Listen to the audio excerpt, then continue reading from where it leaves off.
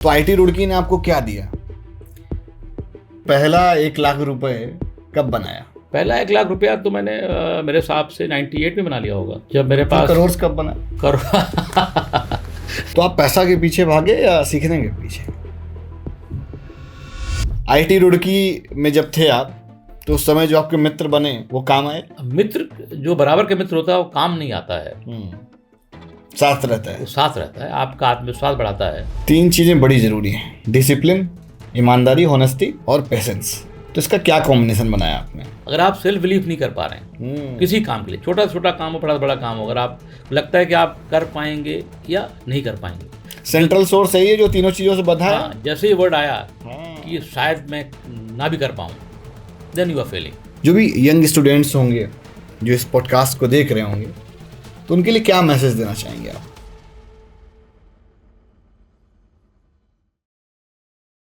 Hello दोस्तों, मैं आप सभी का बहुत स्वागत करता हूं अपने चैनल स्पॉटलाइट विद निखिल में। ये पहला ऐसा पॉडकास्ट शो है जिसमें हम एक जर्नी साझा करने वाले हैं, एक ऐसे इंसान की, एक ऐसे शख्स की जो बहुत सक्सेसफुल हैं, पॉपुलर भी हैं। अनिल वर्मा जी, जो कि आर्किटेक्ट जिन्होंने किया आईटी रुड़की से, और बहुत लंबी इंस्पिरेशनल जर्नी है। एक छोटे से गांव से निकले, पहले लर्निंग के टर्म्स में अचीव किया, फिर फाइनेंशियली बहुत सारा अचीव किया, फिर नेम फेम अचीव किया। एट द एंड अभी इनका क्या एक्सपीरियंस है, ये जो जर्नी है पूरी, मुझे लगता है सबके लिए बड़ा ज़रूरी होगी। जब आप सुनेंगे तो आप अपने आप को कनेक्ट कर पाएंगे काफ़ी मायनों में। जब चैलेंजेस आए तो क्या करना चाहिए, फेलियर आए तो क्या करना चाहिए, ये सर ने कैसे मैनेज किए। सर, स्वागत है आपका हमारे इस पॉडकास्ट शो में। अर्ली एज की जब हम बात करें, जब हम बहुत छोटे होते हैं, तो आप भी एक समय पे बचपना जो आपका रहा वो कहाँ बीता, शुरू कहाँ से किया, पैतृक निवास कहाँ का है, माता पिता कहाँ के रहने वाले थे? मेरे पिताजी एक प्राइमरी स्कूल के टीचर हैं जी, और हम लोगों का जो पैतृक गांव है वो जिला औरैया के पास एक छोटा सा गांव था।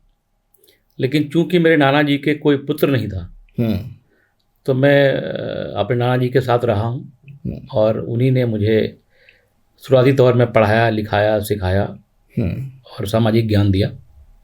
तो कक्षा 8 तक मैं वहीं गांव में प्राइमरी स्कूल था, उसमें पढ़ा हूँ।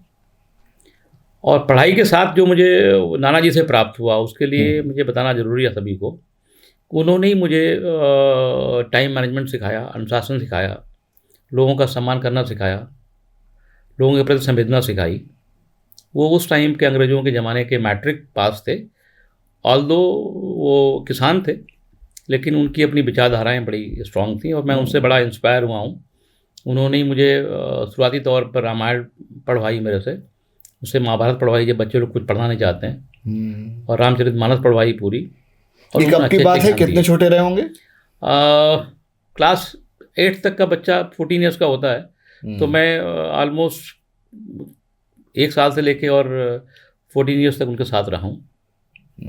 और समझते होंगे कक्षा 8-6 के बच्चे जो होते हैं, 6, 7, 8 में, तो उद्दंड होते हैं, खेलने कूदने ज़्यादा विश्वास होता है उनका, पढ़ने लिखने। तो आप कैसे थे, शैतान थे? नहीं, मैं शैतान नहीं, मैं शांत प्रकृति का आदमी रहा हूँ। और मैंने हरदम जो है अपने जो भी हमारे साथ रहे, हमारे चाहे नाना जी रहे हों, चाहे हमारे फादर रहे हों या हमारी माता जी रहे हों, उनकी बातों की अवहेलना करना मैंने कभी भी मेरे दिमाग में नहीं आया कि नहीं, अगर जो उन्होंने कहा है तो वो अंतिम है। बहुत पहले उन्होंने डिसिप्लिन सिखा दिया शायद इसी वजह से। यस, मेरे नाना जी ने निश्चित रूप से मुझे बहुत सिखाया है और मैं आज भी उनको याद करता हूँ। और लाइफ में जो कंट्रीब्यूशन है, कंट्रीब्यूशन तो सब लोगों का होता है, माता पिता का होता है, पिता का होता है, माता का, पत्नी का, बच्चों का। लेकिन अगर कभी कोई हमसे पूछे कि हु इज़ वन पर्सन, तो फिर मैं अपने नाना जी का नाम। गुरु कौन है, किसने सिखाया? नाना जी। नाना जी क्या नाम है? बच्चन लाल वर्मा जी। तो अभी हैं एक्सपायर कर गए? एक्सपायर्ड। मैंने उनकी स्मृति में यहाँ के IIT में स्कॉलरशिप स्टार्ट किया हुआ है। ओके। मैं जितने भी बच्चे होते हैं, करीब 50 बच्चों को हर साल एक अच्छी धनराशि और उनके नाम से सर्टिफिकेट देता हूँ, उन्हीं के नाम से। नाना जी बहुत इंस्पायर करते हैं आपको? बिल्कुल, मतलब उनकी जितनी तारीफ की जाए उतनी कम है। इसलिए कि वो मैट्रिक पास होने के बावजूद भी जो उनकी विचारधारा थी, जो सोच थी, वो आजकल के जो बहुत पढ़े लिखे लोग हैं, बहुत ही अमीर हैं, उनसे बहुत भिन्न थी। इसलिए मुझे आपकी आंखें भर आई हैं। कोई स्टोरी आपको याद है? क्योंकि आमतौर पे नानी नाना जो होते हैं वो कहानियां बहुत सुनाते हैं, कुछ भी उनको समझाना होता है ना तो वो कहानी के फॉर्म में उस चीज को बताते हैं। तो कोई आपकी बड़ी फेवरेट कहानी हो जो बार बार सुनाई गई हो, वो वाली बताइए। नहीं ऐसी कोई कहानी तो मुझे याद नहीं है फिलहाल, it's a long time, but anyway मैं यही कह सकता हूँ कि उन्होंने मुझे बहुत जो सिखाया है वो आज भी मेरे दिलो दिमाग पे राज करता है। मैं उसी तरह से जी बिल्कुल आज भी मानता हूँ। ओके, फिर 9th में गए। 9th की एक स्टोरी बड़ी आपकी चर्चित है, जिसमें आपको पहली दफा एक चैलेंज आपने लिया। वो भी एक बड़ी अच्छी सी कहानी है जो मैं बताना चाहूँगा आपको, कि क्लास 8 तक मैं एक बड़ा मीडियोकर बॉय था, सेकेंड डिवीजन में था, और पढ़ाई लिखाई जैसे बच्चों को होती है गांव में वैसी थी। जब मैं क्लास 9th में पढ़ने गया, सौरिक जगह है छिबरामऊ के पास में, ऋषि भूमि इंटर कॉलेज में, तो वहाँ भी मैं सामान्य तौर पर चाचा जी खा रहता था, और शाम को उनका मेडिकल स्टोर था, उस पर बैठता था। लेकिन जब 9th का रिजल्ट आया, और तब तक मुझे पता नहीं था कि प्राइज़ भी होता है, कोई सर्टिफिकेट मिलते हैं या कोई प्राइज़ मिलता है, ऐसा मेरे दिमाग में कभी कुछ था नहीं, मैं कुछ देखा नहीं था इस तरह से। तो जब वहाँ पर नाम पुकारे गए स्टेज बुलाने के लिए, तो नंबर 1, नंबर 2, नंबर 3, 3 लोगों को बुलाया गया, and I was practically number 4। और तो मुझे बड़ा दुख हुआ कि यार मैं क्यों नहीं गया, मुझे स्टेज पे क्यों नहीं बुलाया गया। मेरे नंबर होते तो मैं भी स्टेज जाता, तो मुझे कोई ना कोई प्राइज़ मिलता। और दूसरा झटका मुझे इस बात में भी लगा कि जो नंबर 3 पे थी, सी वॉज अ गर्ल। तो मुझे लगा यार ये लड़की, यार ये तो बड़ी नॉर्मल से परिवार की लड़की है, और अगर इसको प्राइज़ मिल सकता है तो मुझे क्यों नहीं मिल सकता। मैं कैसे पीछे रह गया? बड़ा मलाल हुआ आपको? हाँ, मुझे बहुत मलाल हुआ, इतना मलाल हुआ कि मैं, सब लोग स्टेज पे तालियां बज रही हैं, बच्चे जाके ऊपर प्राइज़ ले रहे हैं, सर्टिफिकेट ले रहे हैं, और मैं नीचे खड़ा रहा और सोचता रहा कि यार ये तो गड़बड़ हो गया। Then I made up my mind कि नहीं यार, वाई नॉट नेक्स्ट ईयर देखते हैं, इसको प्रयास करेंगे, और हो सकता है अगली बार होगा तो फिर मेरा भी होगा। बुरा लगा? बुरा कम लगा। मुझे लगा कि यार मैं मूर्ख आदमी हूँ, मैंने ऐसा पढ़ाई क्यों नहीं करी, I should have got it, क्योंकि मुझे लगता था कि मैं कैपेबल हूँ। अपने आप को चैलेंज दिया एक तरह से? हाँ बिल्कुल, मुझे लगा कि मैं कैपेबल हूँ, मैं भटक गया हूँ, मैंने पढ़ाई नहीं की अच्छी तरह से, मतलब मैं कर सकता था। हाँ यस, मुझे हरदम था कि मैं कर सकता हूँ। फिर IIT रुड़की कैसे पहुँचे? इसके बीच की जर्नी क्या है? नहीं, जब मैं फिर क्लास 9th के बाद क्लास 10th में पहुँच गया, 10th में I was one of the topper, and मैंने वहाँ पर इतिहास बनाया। उस कॉलेज का इतिहास था कि मेरे जितने मार्क्स मैथमेटिक्स में आए तो शायद कभी किसी के उस इतिहास में ना पहले आए ना आज तक आए। कौन सा स्कूल है ये ऋषि भूमि इंटर कॉलेज है सौरिक का। अभी भी है? हाँ अभी है, बाकायदा चलता है। उस टाइम मेरे मैथमेटिक्स में फर्स्ट पेपर में 50/50, सेकेंड में 47 आउट ऑफ 50, तो 97 out of 100 was a record in college, जो आज तक कभी टूटा नहीं है। 97 इज 97 टिल नाउ। फिर वहाँ से मैं 12th में भी टॉप कर गया, और जब मैं 12th तक आते आते मुझे ये पता नहीं था कि इंजीनियरिंग क्या होती है, और मुझे ये IIT क्या होता है, और ये रुड़की क्या होता है। I was not aware. जब मैं क्राइस्ट चर्च में आया, यहाँ पर जो कानपुर का कॉलेज था, वहाँ हॉस्टल में रहा, तो ये कॉलेज भी मुझे बड़ा अजीब सा लगा, क्योंकि बड़ा चमक दमक वाला था, पूरे सब रईसों के बच्चे, एक से एक फैशन परस्त, और मैं अपने गांव से आया हुआ व्यक्ति, और वो भी मध्यम वर्गीय गरीब परिवार तो कहेंगे उसको। ना मेरे पास अच्छे कपड़े, ना अच्छा रहन सहन, ना अच्छी भाषा, इंग्लिश मीडियम का कॉलेज, और इंग्लिश मीडियम की पढ़ाई। बड़ा अलग अलग महसूस करते होंगे मुझे, जब आपकी चीज़ें मैच नहीं करती तो साइड फेस। मुझे लगा एक बार, मैं हिम्मत हारा मैं एक बार कि नहीं, मैं यहाँ नहीं पढ़ पाऊँगा, क्योंकि जब कोई भी टीचर अंग्रेजी में बात करता था तो सबसे पहले आप अंग्रेजी से हिंदी में अपनी अंतरात्मा में कन्वर्ट करते हो। हाँ, टाइम लगता फिर था, समझते हो उसको। हाँ। फिर आप पढ़ते हो, तो it was taking too much of time. मुझे लगा नहीं, आई विल फेल। एक बार आइडिया बना घर वालों को, मैंने बोला कि नहीं मैं यहाँ नहीं पढ़ूंगा, I will go back to some place जहाँ पे हिंदी मीडियम पढ़ाई होती होगी। लोगों ने समझाया कि नहीं यार, थोड़ा ट्राई करो, हिम्मत बनाओ। वहाँ पर मैंने देखा कि यार ये लोग IIT की तैयारी कर रहे हैं, कोई मेडिकल तैयारी कर रहा है, CMT की, कोई HPTI की तैयारी कर रहा है, तो I said why not me also. अच्छा, ये वाली बात थी आप में कि कोई दूसरा कर सकता है तो हाँ हम भी कर सकते हैं। अनिल क्यों नहीं कर सकते? यस यस, ये था, ये तो मेरे दिमाग में हरदम था। सेल्फ ईगो है। ईगो नहीं, ईगो नहीं, ईगो वर्ड नहीं है, ये सेल्फ कॉन्फिडेंस है कि अगर लोग कर सकते हैं तो हम भी कर सकते हैं। हाँ, वो अंदर से आ जाता है गरीबी कि और अमीरी का कोई प्रॉब्लम नहीं है। दिमाग तो चाहे गरीब के पास हो चाहे अमीर के पास हो, गरीब के पास भी उतनी भगवान ने दिमाग दिया होता है, अमीर के पास दिया हुआ है। राइट। आपको पसंद था चमक धमक, अच्छी चीजें पसंद चमक थी, लेकिन मैं कभी उससे प्रभावित नहीं हुआ। नहीं, आपको पसंद था अच्छा पहनना, हाई प्रोफाइल हर एक को लगता है अच्छा। देखिए आपको हर एक को अच्छा लगता है, लेकिन जब आप पास नहीं होता है तो आप पास दो ऑप्शन है, या तो आप प्रभावित हो जाए उन लोगों से और आप चले जाएं डीप इंफीरियरिटी कॉम्प्लेक्स में। दूसरा चीज़ ये कि आप प्रभावित ही ना हो। हाँ, बिकॉज उस समय प्रभावित होकर भी कुछ नहीं कर प्रभावित सकते। नहीं हो सकते, तो प्रभावित नहीं हुआ मैं इस व्यवस्था से।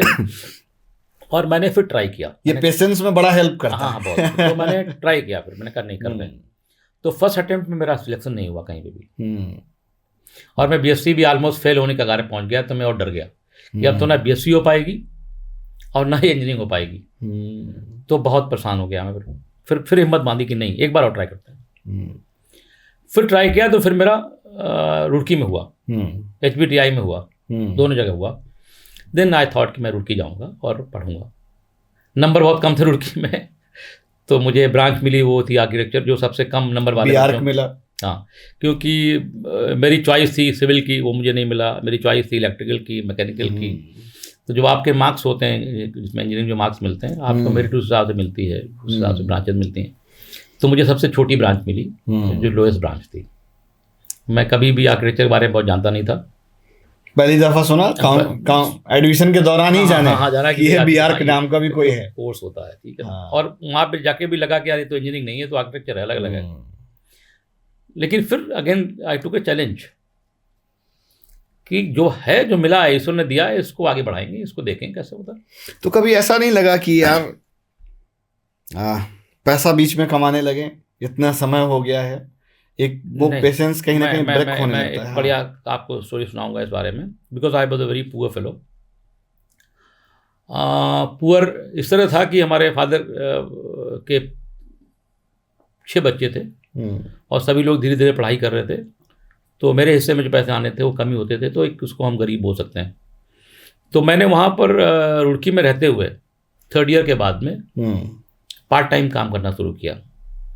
बिकॉज ये इसलिए पूछा क्योंकि जब मैं कॉलेज के टाइम पे था तो मैंने स्टार्टअप शुरू कर दिया। तो एक वो पैसे कमाने की ललक आने लगती है यार कि अब खर्चे बढ़ रहे हैं। तो मेरा खर्चा नहीं था, मुझे तो बेसिक से मिलना था।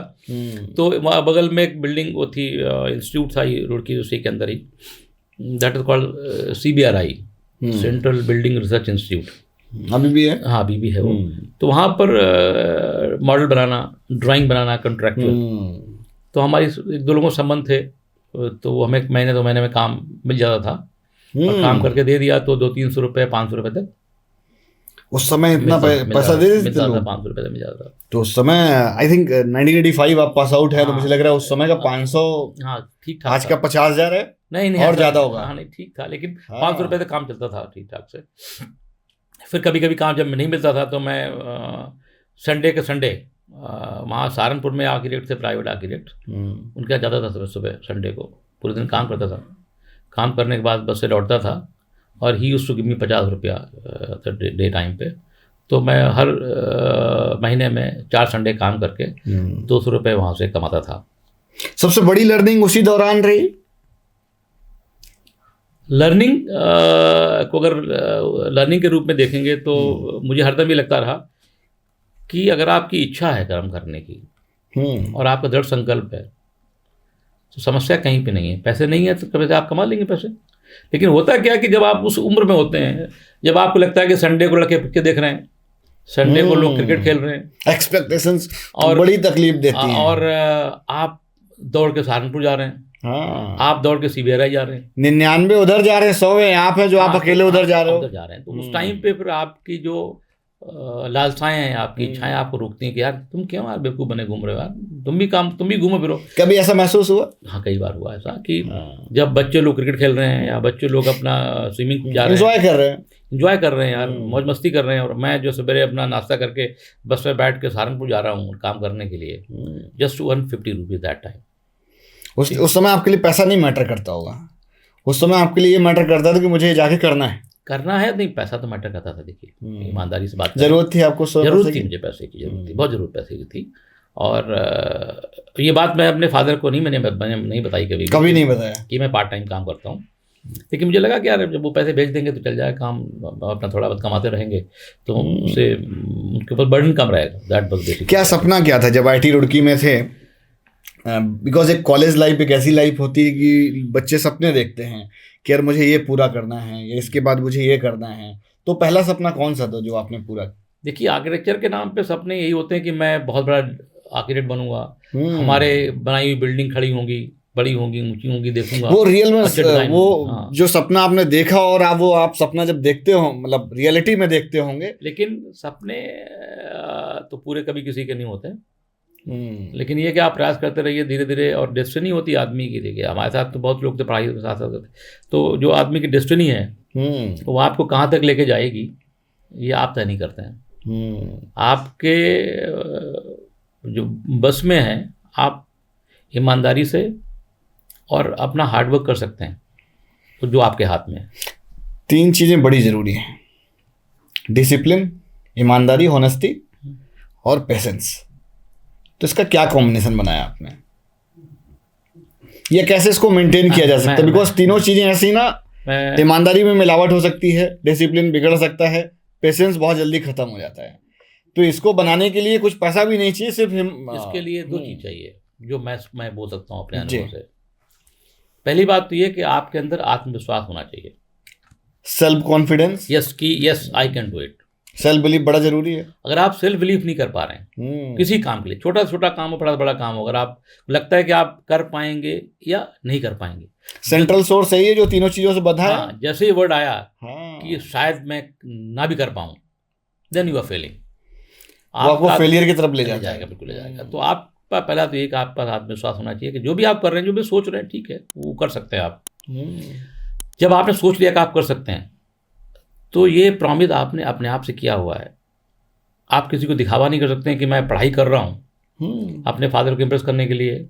वो हिडन है, वो एनर्जी देता है। तो you work for your self, study for your self, hard work for your self. आप अपने आप को प्रूव करो कि आपने काम किया कि नहीं किया हुआ, कोई नहीं देख रहा आपका काम को।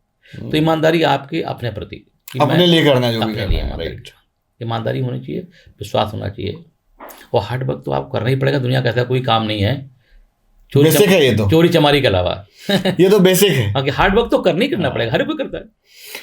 IIT के दिनों आपको अगर थोड़ा सा आप फ्लैशबैक में अगर जाएं, तो IIT रुड़की ने आपको क्या दिया?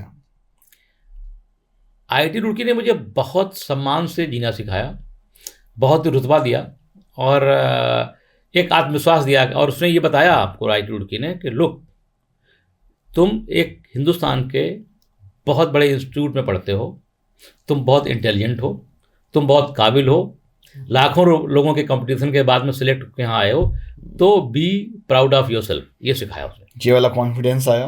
हाँ, you feel proud of your self. भाई, आप इतने लोगों में 1 लाख लोग बैठे हैं, उसमें 325 लोग सेलेक्ट हुए हैं, तो उसे आत्मविश्वास दिया कि भाई आप हैं कुछ, आपको सिखाया कि नहीं हम हैं। आप उसने रुड़की उसी ने आपकी एग्जिस्टेंस को सिखाया कि हम एग्जिस्ट करते हैं समाज में। हम IIT रुड़की में जब थे आप, तो उस समय जो आपके मित्र बने वो काम आए? मित्र जो बराबर के मित्र होता है वो काम नहीं आता है, साथ रहता है, वो साथ रहता है, आपका आत्मविश्वास बढ़ाता है। अभी हैं आपके साथ? हाँ, सब लोग, जितने लोग थे सब लोग मिलते हैं, आपस में मिलते हैं। तो जो एक बात जो है सुनी हुई है, या हम उसको बोलेंगे जो है, मैंने भी इस चीज़ को एक्सपीरियंस किया हुआ है कि जहाँ से आप पढ़ते हैं वहाँ से आपकी ज़िंदगी शुरू होती है। बिल्कुल। जैसे कॉलेज गए तो कॉलेज में दोस्त मिले, और दोस्त मिलने के बाद फिर लोग अपने बिजनेस शुरू कर देते हैं, वो हमेशा टच में रहते हैं कहीं ना कहीं। जीवन में ऐसे कोई मित्र हैं जो आपको बड़ा रोल रखता हो? यार रोल तो नहीं, लेकिन मैं एक ऐसा व्यक्ति का नाम लेना चाहता हूँ अपने इस पॉडकास्ट में। एक व्यक्ति जो हमारे साथ कक्षा 1 में पढ़ता था, क्या नाम है? राजेश तिवारी। हाँ, राजेश तिवारी जी। हाँ, और वो आज भी हमारा दोस्त है, मिलता है मुझे, और बीच में हमारे और उसके बीच में बहुत बड़ा फाइनेंशियल स्टेटस का अंतर था। और वो हमारे घर आते थे, साइकिल से आते थे, और मैंने उनको हरदम उतना ही सम्मान दिया जितना मुझे सम्मान देना चाहिए था। ईश्वर ने उनकी सुनी, दोस्ती वाली बात। हाँ, और आज फिर वो समय बदला, आज भी वो बहुत ही सबल रईस आदमी हो गए हैं, और आज भी मुझे उतना ही प्यार करते हैं हम लोग आपस में जितना पहले करते थे। दोस्ती में पैसा नहीं मैटर नहीं, करता। कोई बिल्कुल नहीं। तो ही इज़ द वन जिसको मैं अपने सबसे पुराना दोस्त मानता हूँ, क्योंकि कक्षा 1 मीन्स इतनी प्योर वाली मित्रता थी, उसमें कोई छलावा नहीं था, कोई दिखावा नहीं था, सिर्फ मित्रता थी। हाँ, मित्र है तो मित्र है, उसमें क्या, गरीब अमीर से क्या फर्क पड़ता है। सही कह रहे हैं। थोड़ा सा अगर आईटी रुड़की की कोई एक स्टोरी बताएं या किसी प्रोफेसर के बारे में बताएं, बिकॉज मैं तो आईटी नहीं गया, मेरी भी जाने की बड़ी इच्छा थी। तो जो आईटी में रहता है तो वो बहुत कुछ वो देखता है, वो महसूस कर पाता है जो बहुत लाखों बच्चे नहीं कर पाते हैं।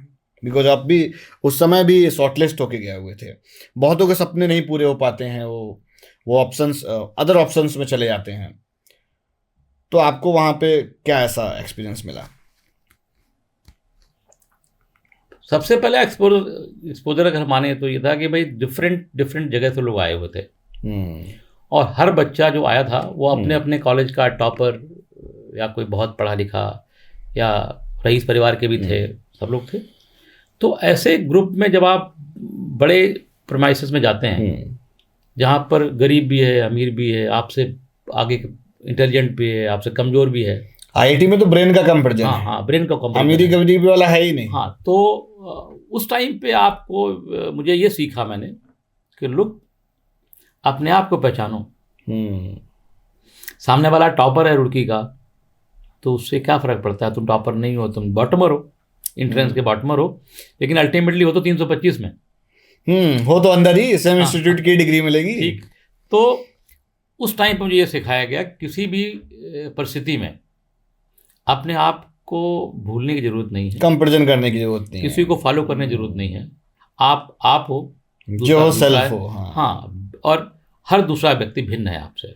बहुत बड़ा एक्सपीरियंस आप कह रहे हैं। ये इंसान को स्वीकार करने में बड़ा डिफिकल्ट हो जाता है, लोग डाइवर्ट हो जाते हैं। लोग कंपैरिजन करने लगते हैं, और वो जो अपनी स्किल्स हैं वो भूल के वो दूसरे की स्किल्स पे काम करने लगते हैं। तो ये बहुत डैमेज करता है। तो फॉलो योरसेल्फ, जो है स्वयं है। हाँ, आप ये सोचिए कि जो आप हैं आप ही हैं। सही कह रहे हैं। फिर आपको एक स्कॉलरशिप मिली, आपको इंडिया के बाहर जाने का, पढ़ने का मौका मिला, आप जा नहीं पाए। वो कौन सा किस्सा है? वो किस्सा भी अपने आप में बड़ा इंटरेस्टिंग है, और उस किस्से के पीछे भी बड़े किस्से हैं। मैंने जब पढ़ाई करने के बाद में मैंने दिल्ली में नौकरी की, एक बड़े रेनाउंड आर्किटेक्ट थे मिस्टर जसवीर साहनी। उसके बाद फिर मैं इधर आया, यूपी SIDC उस टाइम पे उसका नाम था, अब तो UPCIDA हो गया है। उसमें मेरा सिलेक्शन हुआ as a deputy manager architect.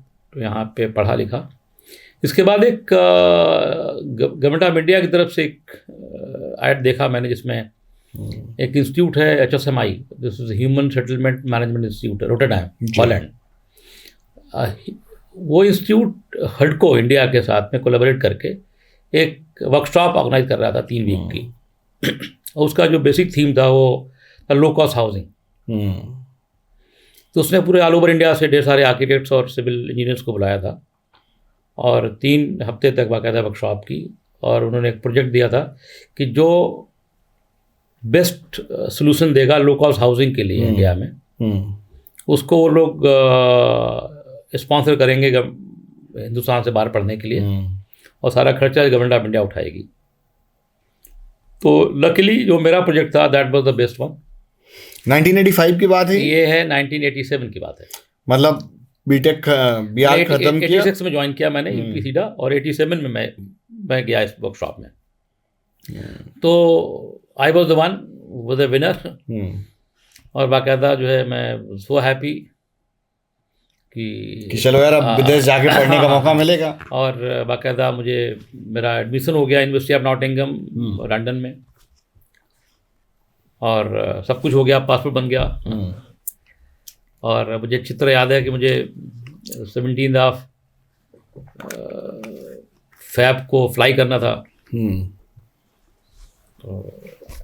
लेकिन वो एक नियम निकल आया सरकारी तरीके से कि एक मिनिस्ट्री ऑफ एक्सटर्नल अफेयर का एक कोई जियो रहा होगा कि if any government officer has a job of less than 2 years, तो उसे भारत सरकार अलाउ नहीं करेगी, बाहर जाने के लिए अलाउ नहीं कर सकती। बहुत दुख हुआ। हाँ, तो सारे अरमा आंसू में बह गए। आई वॉज सो हैप्पी कि चलिए मैंने इतना बड़ा अचीवमेंट पाया है और मैं बाहर जाऊंगा, पढ़ूंगा, सो मेनी ड्रीम्स। तो वो मुझे मना हो गया। उसके बाद फिर भी मैंने हिम्मत नहीं हारी, मैंने कहा डोंट वरी यार, क्या होगा, let's wait for 2 more years। मैंने 2 साल फिर वेट किया। 2 साल के बाद फिर again I applied for so many scholarships. उसमें एक इंडो पॉलिश था और एक इंडो टर्किश था। इन स्कॉलरशिप में होता है कि जिन कंट्री के साथ में आपके बायलैटरल रिलेशनशिप हैं, जिनके बच्चे वहाँ से यहाँ पढ़ने आते हैं, यहाँ से वहाँ ही पढ़ने जाते हैं। ओके। तो इंडो पॉलिश में देयर वाज ओनली 1 स्कॉलरशिप, एक लड़का इंडिया से बाहर जाएगा पढ़ने के लिए। उसमें भी कंपटीशन था, इंटरव्यूज थे, रिटन टेस्ट थे, ढेर सारे बच्चे थे। तो luckily again I was the one who got selected. तो ये बार बार सिलेक्ट होने का मंत्र क्या है? सिलेक्ट होने का मंत्र ये कि आप बिहार खत्म हुआ, यूपी सीडा में चले गए, फिर उसके बाद स्कॉलरशिप दिया, वहाँ हो गया, फिर इसमें दिया, यहाँ हो गया। सभी का नहीं होता। इसीलिए जानना चाह रहा है। सभी का नहीं होता। जब आप बहुत ही आत्मविश्वास से और बड़ी उससे इच्छा शक्ति से कोई काम करते हैं तो हो भी सकता है और नहीं हो सकता है, ये आपके डेस्टिनी का पार्ट है। ऐसा नहीं जो 500 बच्चे हमारे साथ थे उनका नहीं हुआ तो हमसे वो कम थे पढ़ने लिखने में, ऐसा नहीं है। वो एक इस पर मूवमेंट में आप क्या सोचते हैं, इंटरव्यूअर्स को क्या जवाब देते हैं, how do you impress the team and all, तो वो एक अलग बात है, क्षणिक बात होती है जो आपकी डेस्टिनी को तय करती है। तो आई गॉट द स्कॉलरशिप। इसके बाद फिर मैं चला गया पोलैंड पढ़ने के लिए। एक जगह है वहाँ पर, यूनिवर्सिटी ऑफ स्टाकिन, पोलैंड। वहाँ से मैंने फिर PG diploma in regional planning. कब किया ये? मैंने किया है 92 में। 92 में? उस समय लोग बड़ा कम पढ़ाई का महत्व था, लोग उतना नहीं पढ़ते थे, सरकारी नौकरी नहीं करते थे। हाँ, सरकारी नौकरी मिलने के बाद में कोई पढ़ना नहीं चाहता था। आई वॉज एक्सेप्शनल कि जैसे मेरे साथ लोग आए जिन्होंने नौकरी यूपीसीआईडीसी में करी, लोगों ने, क्योंकि वो अपग्रेड नहीं करना चाहता, कोई भी आगे पढ़ना नहीं चाहता, कोई भी सोचते हैं क्या ना फिक्स होना चाहिए, नौकरी मिल गई यार बहुत है, सुना शादी वादी करेंगे, क्या करेंगे। तो आपने शादी कब करी फिर? हमने शादी पहले कर ली। I got married in 87।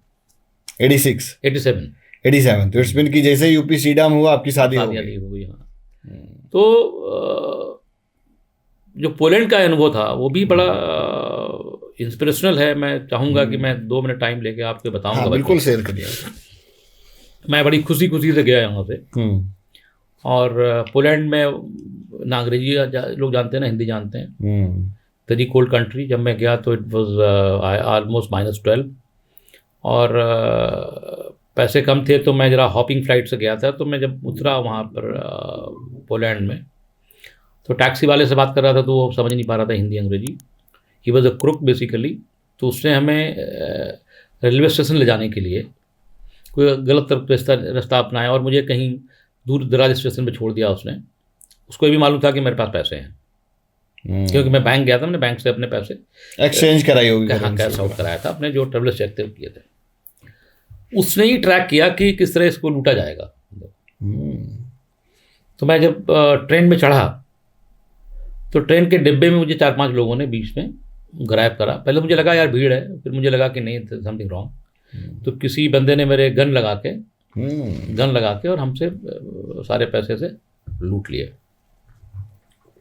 मेरा पासपोर्ट ही छीन लिया उसने।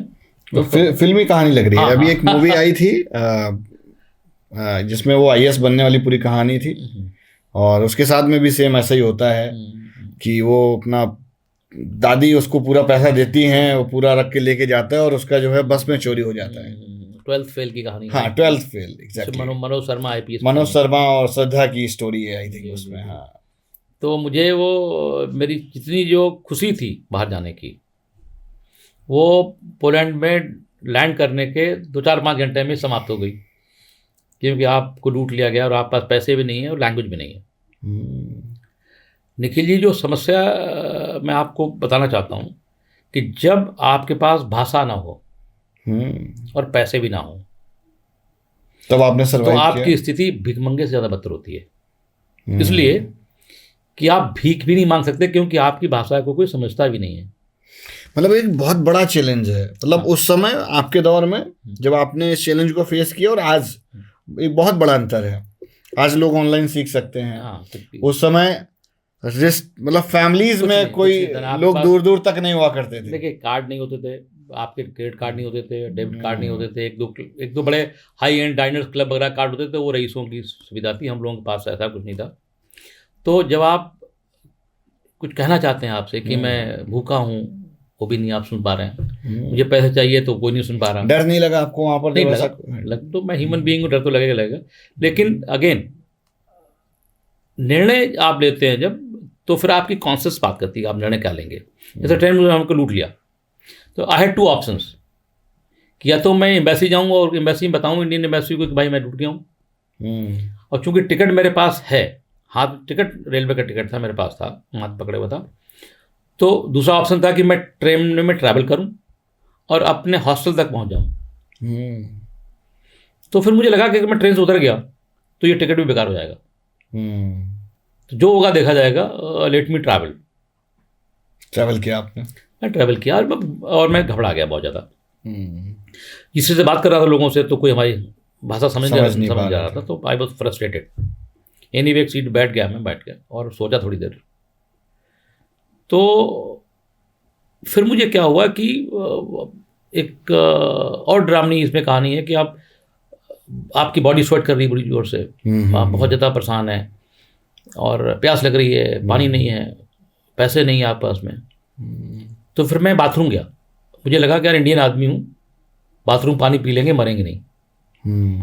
तो मैं जब बाथरूम में गया तो मुझे बाथरूम का पानी भी नहीं मिल पाया, जस्ट बिकॉज कि उसके लीवर वगैरह कहीं अलग होते थे। हम लोगों की तरह टैप नहीं होता था, कहीं पैर पे लीवर होता था, मुझे पता नहीं था। तो मुझे वहाँ पे वॉमिटिंग होने लगी। तब मुझे लगा कि नहीं, अब मैं मर जाऊँगा। कि जब आपकी बॉडी डिहाइड्रेट कर गई हो और आप पीने का पानी भी नहीं है, तो अब मुझे लगा कि now life comes to the end, आप मर सकते हैं। Here comes again your mind set. मैंने उससे कहा ऐसे कैसे मर सकता हूँ मैं यार, यहाँ तो पढ़ने के लिए आया हूँ। हाँ, मुझे ऐसे नहीं मरना चाहिए, मुझे सोचना चाहिए क्या तरीका होगा। तो फिर मुझे लगा कि बाथरूम के बाहर एक हल्का सा वो था, वेंटिलेटर था। गाड़ियाँ पूरी यूरोप की गाड़ियाँ सब सील होती हैं, तो और टेम्परेचर बाहर -12 पे था। तो मैंने धीरे धीरे करके उसके हल्का सा ग्लास उसका खोला, जैसे नाखून से ऐसे नोच के। फिर मैंने अपना सर उसके बाहर कर निकाला थोड़ी देर के लिए। जैसे मैंने सर बाहर निकाला, चूंकि टेम्परेचर बस -12, तो मेरी पूरी बॉडी ठंडी हो गई, मेरी स्वेटिंग बंद हो गई, खत्म हो गई, एंड आई अगेन अलाइव कि नहीं, अब मैं मरूंगा नहीं। Then I came out with full confidence. मैं सीधा अपने बच गए। हाँ, बच गया मैं, और केबिन में गया। कि किसी की वो रखी थी कोका कोला की बोतल, मैंने उससे बिना पूछे हुए पूरे आत्मविश्वास से उठाई और पी गए। और पी गया। जब तक उसने नाना निया क्या बोला हमसे, तो ऐसा आई ग्रैब्ड। वहाँ की लोकल लैंग्वेज अब आपको आती होगी? नहीं, मुझे नहीं आई कभी भी। तो उसे मना किया लेडी ने। मैंने उससे कहा कि अब इसको मना करने तो उससे फर्क क्या पड़ेगा, लड़ेगी थोड़ी देर। अब आया आत्मविश्वास। इसकी नेक्स्ट स्टोरी, जो नेक्स्ट पोर्शन है इसका, जो कहानी का, वो मैं इसलिए बताना चाहता हूँ बच्चों को कि ईश्वर में आस्था होनी चाहिए। जब सब कुछ ठीक हो गया तो मैं थोड़ी देर शांति से बैठा, आंख बंद की मैंने, और ईश्वर से याद किया कि हे प्रभु, यदि मैंने जीवन में कोई गलत काम किया है और आप मेरी परीक्षा ले रहे हो या मुझे दंड दे रहे हो, तब तो भाई मुझे आपसे कुछ नहीं कहना। हे प्रभु, यदि मैंने कभी कोई गलत काम ना किया हो, किसी का दिल ना दुखाया हो, तो मेरी मदद कीजिए, मैं बहुत परेशान हूँ। समझ गया, मतलब सरेंडर हो गया। कि प्रभु आप बताइए क्या कर रहे हैं। तो लोग नहीं कहते कि आकाशवाणी हुई। आकाशवाणी नाम कोई चीज़ नहीं होती मेरे हिसाब से। आपका विचार ही आपकी आकाशवाणी है। हाँ, मन में आया, मेरे मन में आया कि आप इस कमरे में बैठ के हेल्प की उम्मीद नहीं कर सकते, इस कूपे से बाहर निकलिए और टहलिए। सही कह रहे हैं। तो ट्रेन वॉज इंटरकनेक्टेड। मैं पूरा ट्रेन में गया, यहाँ गया, उधर देखा, वॉक कर दिया पूरा। हाँ, देखा भाई कोई मिल जाए तो हेल्प करने वाला, कोई ना इंडियन टोन का आदमी स्किन का मिल जाए, लेकिन ऐसा कोई नहीं मिला। Now again here comes the destiny. मैंने एक केबिन नॉक करी, उसमें 3 लेडीज बैठी हुई थी। मैंने उससे कहा yes tell me what. I said I been rob, I need help. मिल गया, अंग्रेजी बोलने वाला मिला? नहीं, उनको अंग्रेजी नहीं आती थी। ओके। तो उसने कहा कम कम कम कम कम कम। उन्होंने बिठाया, तुरंत पहले उन्होंने कोको कोला पिलाया, अपना एक ब्रेड मक्खन खिलाया, और उन्होंने अपनी भाषा में अगेन अपनी भाषा में बोला, जो भी बोला हो। मैं अपनी बोलता रहा अंग्रेजी में कि मेरा लगेज ये वो। दे टुक मी टू माई केबिन। उन मेरे पास जो अटैची थी वो ले आए, अपने अटैची रख ली उन्होंने। अब वो अपनी भाषा में बोले और मैं अपनी भाषा में बोलूँ, और कम्युनिकेशन बस वेरी करेक्ट पहुँच रहा था कि जो मैं कहना चाह रहा था उनको समझ में आ रहा था। फीलिंग कैच कर रही हाँ, थी। बिल्कुल परफेक्ट। देन द लेडी उसने हमसे कहा कि मैंने उससे कहा कि मेरा हॉस्टल का एड्रेस ये है, आप मुझे हॉस्टल छोड़ दो। एंड ट्रेन जो पहुंच रही थी कि 12:30 बजे रात को पहुंच रही थी। तो उसने हमसे कहा कि अपनी भाषा में बोला कि तुम मेरे घर चलो, हम तो सुबह छोड़ देंगे। अब अगेन मेरे लिए बहुत ही टफ, किसी घर कैसे जा सकते? नहीं, कि मुझे लगा कि ऐसा तो नहीं हम कहीं गलत हाथ में फंस जाएं, और ये मुझे ले जा रहे हो। हाँ हाँ, कहीं मुझे मतलब कुछ आई डोंट नो क्या हो, ह्यूमन ट्रैफिकिंग हो, आपकी साली किडनी करें, बेचने कुछ करें। अगेन मतलब मैंने फिर प्रभु से प्रार्थना की कि प्रभु मुझे बताओ कि what is the right thing to do. फिर आवाज़ आई कि नहीं यार जाओ, तुम ट्रस्ट है। मैंने ट्रस्ट किया, और उन्होंने हमसे कहा कि आप स्किन टोन आपकी डिफरेंट है, आप फॉरेनर नहीं लगते हो, आप मेरे साथ पीछे वाली सीट में बीच में बैठना, जिससे तुम्हें कोई देखे नहीं। तो फाइन। जब उतरे वहाँ पे तो टेम्परेचर करीब -12 था, खूब बर्फ़ पड़ रही थी। उन्होंने हमें अपनी गाड़ी में बिठाया, टैक्सी थी, और चल दिए। पहला झटका मुझे तब लगा जब जैसे आप जा रहे हो, बिठूर तरफ जा रहे हो, आप चिड़ियाघर के पास पहुंच जाए, इसके बाद खेतों में गाड़ी चलने लग जाए। जब वो गाड़ी खेतों में चलने लगी तो मुझे लगा कि भाई ये निर्णय आपका गलत हो गया। बट एनीवे जो होगा देखा जाएगा। जब मैं वहाँ पहुँच गया उनके घर में, कि पुराने कहीं बैक घर था, उसमें उन्होंने मुझे बिठाया, बाहर खड़ा किया बरामदे में, और जैसे उन्होंने दरवाज़ा नॉक किया तो एक लेडी थी अंदर से निकली, बाकायदा हेवली ड्रंक। मुझे अच्छी तरह याद है, वो फ्राइडे की शाम थी, and the lady was heavily drunk, to be more appropriate semi nude. जैसे ही औरतों ने उससे कुछ कहा होगा, आई डोंट नो व्हाट, अपनी भाषा में जो बोला होगा, उस लेडी ने मुझे 50 गाली दी और कहा इसको भगा दो यहाँ से, इज अ फॉरेनर। आपके लिए? हाँ, उसको पुलिस में दे दो, तुम घर में क्यों ला रहे हो अंदर, और रात में 2 बजे। और टेम्परेचर इतना कम, मुझे लगा कि उसने 12 को बिठा दिया तो हम तो ठंड में मर जाएंगे। तो बट एनीवे उन लड़कियों ने कहा हमसे कि just you wait for some time. करीब 15 मिनट बाद वो लोग आए बाहर, और उनका नहीं कम अंदर आ गए। फिर उसने फ़ौरन हमें कुछ खिलाया पिलाया, कॉफ़ी पिलाई। Story was like this, the lady was a landlord, and ये तीनों उसकी टेनेंट थी। ओके। और ये तीनों लड़कियाँ वो थी बुल्गारिया की। ओके। फिर उन्होंने मुझे खिलाया पिलाया जो भी था। मैं तो कुछ नॉनवेज नहीं खाता था, तो पोटैटो फ्राइड खिलाया, अंडा दिया तो मैंने अंडा हटा दिया क्योंकि अंडा खाता नहीं था, और सोया, आराम से नींद सो गया। फिर सुबह उठ के वो लेडी जो थी, लैंड लेडी थी, फिर मुझे वो हॉस्टल छोड़ाई। और बेचारी वो इतनी परेशान थी कि वो साथ छोड़ने गई, तो हमारा प्रोफेसर जब मिला हमको तो उसने कहा कि इसका लगेज कहाँ पे, तो लड़की ने कहा हमारे घर पे, लैंड लेडी का घर पे। तो उसने कहा नहीं, अपना पासपोर्ट लाओ यहाँ रखो, go back home, bring his luggage first. वो अच्छे लोग थे, वो बढ़िया सा तो लाए। यहाँ से आप ये ड्रॉ कर सकते हैं कि आपका आत्मविश्वास, आपकी हिम्मत और ईश्वर के प्रति आस्था अगर आप रखते हैं और अपने कर्मों पर विश्वास है आपको, तो यही सब कुछ है। क्योंकि मैंने अब ईश्वर से बड़े विश्वास से कहा है, सेल्फ बिलीव कर पाना कि जो हम डिसीजंस ले रहे हैं वो ठीक है, नेगेटिव थॉट्स ना आना। जैसे आपने बताया कि वो आकाशवाणी नहीं होती नहीं है, वो मतलब इन टर्म्स ऑफ थॉट्स है। हाँ, विचार ही सब कुछ है, तो विचार तो आ रहे हैं ऊपर से ना। तो ये मेरा विश्वास था। मैंने कहा हे प्रभु, अगर यदि मैंने कभी कोई बुरा काम ना किया हो और किसी का दिल ना दुखाया हो और आप मेरी परीक्षा ले रहे हो, तब तो ठीक है। ठीक बात। हॉस्टल चले गए, तो फिर हॉस्टल में वहाँ पर जो हॉस्टल में एजुकेशन थी वो लोकल लैंग्वेज में थी या इंग्लिश में थी? जो फॉरेन के बच्चे थे उनकी लैंग्वेज का जो मीडियम ऑफ टीचिंग था वो अंग्रेजी था। तो इट्स बीन की और कंफर्टेबल विद इंग्लिश। वेरी तो वहाँ पर और हमारे साथ अच्छे लोग थे, जैसे सीरिया के 2 लड़कियां थी, मैक्सिकन एक लड़की थी, 8-10 चाइनीज थे हमारे साथ में, कुछ यहाँ के हॉलैंड के लोग थे उस टाइम पे। We study. तो आपको ऐसा नहीं लगा कि ऐसा तो नहीं कि कहीं मैंने गलती कर दिया, सरकारी नौकरी वहाँ की बढ़िया थी? नहीं, सरकारी नौकरी थी हमारे पास। अच्छा, वो चल रही थी, छुट्टी लेके गया था। ओके, मुझे तो एजुकेशन लीव पे गया था, तो नौकरी तो इंटैक्ट थी नहीं। समझ गया। नौकरी तो वहाँ से क्या सीखा जब वहाँ पर रहे? वहाँ पे जो सीखा निखिल, वहाँ का जो सीखा अगर बताएंगे इंडियन कॉन्टेक्स्ट में तो बड़ा डिफरेंट था। इंडिया अभी कई 100 साल पीछे है जो मैं पढ़ के आया था। अगर उसका मैं उपयोग करूँ यहाँ पे तो it was very useful. But है क्या कि आप सरकार को या देश को अपने विचारों से, एक सिंगल आदमी उस पर बहुत विचार नहीं डाल सकता, समझा नहीं सकता। कोर्स था रीजनल प्लानिंग। रीजनल प्लानिंग ये कहती है कि अगर हम घाटमपुर में या हमीरपुर को ऐसा डेवलप कर दें कि वहीं पे अच्छे स्कूल हों, अच्छे कॉलेज हों, अच्छे मॉल हों, अच्छी शॉपिंग हो, सब कुछ अच्छा हो, तो हमीरपुर का आदमी कानपुर में माइग्रेट क्यों करेगा?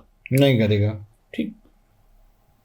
तो जो ये शहर में जो भीड़ हो रही है, समझ गया, जो दिल्ली में है सब कुछ, वो अगर हमीरपुर में करना हो तो मूवमेंट रुक जाएगा, माइग्रेशन है, माइग्रेशन खत्म हो जाएगा। अगर आप जो इम्बैलेंस माइग्रेशन है ऑल ओवर इंडिया, कि दिल्ली में आदमी पूरा बिहार से आ रहा है, कलकत्ता से काम करने आ रहा है, ठीक, शहर की बात करें तो पूरा घाटमपुर का, पूरा इसका आदमी गांव में यहाँ झोपड़ी में रह रहा है पर यहाँ आ रहा है।